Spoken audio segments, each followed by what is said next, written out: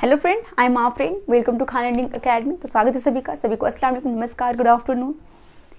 तो हमारा जो स्टैटिक जीके का सीरीज चल रहा है और उसमें हम शास्त्रीय नृत्य आर्ट एंड कल्चर को पढ़ रहे हैं। शास्त्रीय नृत्य में ये हमारा छठा क्लास है। हमने 5 क्लासों को ले लिया है और 5 शास्त्रीय नृत्यों का डिस्कस हमने कर लिया है और उनसे जो भी क्वेश्चन बन सकते हैं हमने उसको देख लिया है, डिस्कस कर लिया। अगर आप उन 4 से 5 मिनट में दो मिनट ही अगर आप 1.25 की स्पीड से देखते हैं तो 2 मिनट में ही आपका जो भी क्वेश्चन एग्जाम्स में आते हैं वो नहीं छूटेगा, अगर आप उन 2-3 मिनट की क्लासेस को अगर आप अटेंड करते हैं। ठीक है, 2-3 मिनट में आप एक क्लास को देख सकते हैं। इसीलिए मैंने बहुत ज़्यादा बड़ा वीडियो नहीं बनाया है। बड़ा वीडियो में रीज़न ये होता है कि आप एक क्लास से एक क्लास में रहेगा कि आप जितना भी चीज़ें क्वेश्चन जो भी हैं लेके आप डिस्कस उनसे कर सकते हैं, लेकिन एक लॉन्ग वीडियो में कहीं ना कहीं कुछ ना कुछ छूट जाता है, तो वो रीज़न हो सकता है।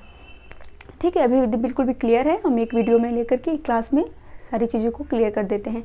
और आज हमारा है कथक नृत्य। कथक कहाँ का शास्त्रीय नृत्य है? तो कथक उत्तर प्रदेश का शास्त्रीय नृत्य है, हमारे उत्तर प्रदेश का। तो कथक उत्तर प्रदेश का शास्त्रीय नृत्य है। इसे नटवरी नृत्य भी कहते हैं।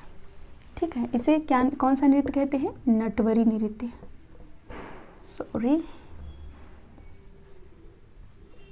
इसे नटवरी नृत्य भी कहते हैं, ये भी आपको याद रखना है साथ में।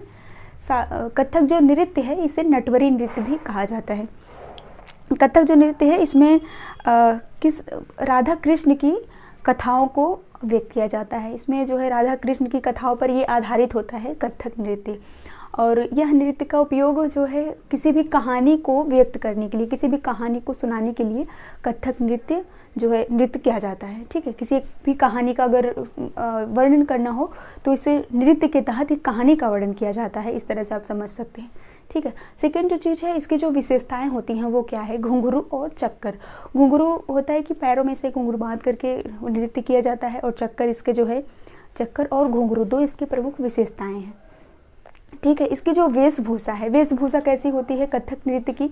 एक जो नर्तकी होती है इसकी कथक नृत्य की, वो अपने जो है अनारकली एक ड्रेस होता है, वेशभूषा हमारा जो है अनारकली को पहना जाता है, और चूड़ीदार होता है, जो नीचे पहना जाता है वो चूड़ीदार होता है।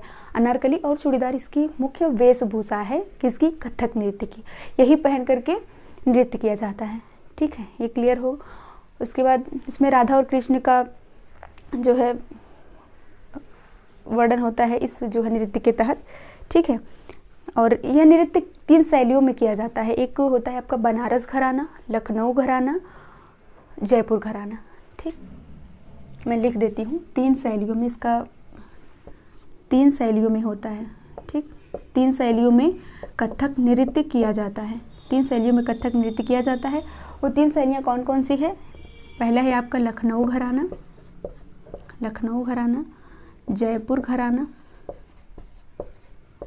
घराना और बनारस घराना। यहाँ से भी क्वेश्चन आपको पूछा जा सकता है कि कथक जो नृत्य है इसमें कितनी शैलियों का यूज़ किया जाता है? तो 3 शैलियों का। कौन कौन सा है वो? लखनऊ घराना और जयपुर घराना और बनारस घराना। कलाकार कौन कौन से हैं? यहाँ से क्वेश्चन आपको ज़्यादा पूछे जाते हैं। पहला जो क्वेश्चन आएगा वो कथक कहाँ का शास्त्रीय नृत्य है? तो कथक मेनली आपका उत्तर प्रदेश का है शास्त्रीय नृत्य। इसे नटवरी नाम से भी जाना जाता है। इतना आपको क्लियर होना चाहिए। ओके, ठीक। तो इसके कलाकार कौन है? जानकी प्रसाद इसके फेमस कलाकार हैं। इनका संबंध किस घराने से है? जानकी प्रसाद का संबंध है बनारस घराने से। ठीक, इनका संबंध किस घराने से है? तो इनका संबंध बनारस घराने से। इतना आपको क्लियर रखना है। ओके, तो सितारा देवी हैं। उसके बाद इसके कलाकारों में सितारा देवी हैं, पंडित बिरजू महाराज हैं, लच्छू महाराज भी इन्हीं के अंतर्गत आते हैं। सितारा देवी, पंडित बिरजू महाराज। तो आपको ये याद रखना है, इनका जो घराना है वो लखनऊ घराना है।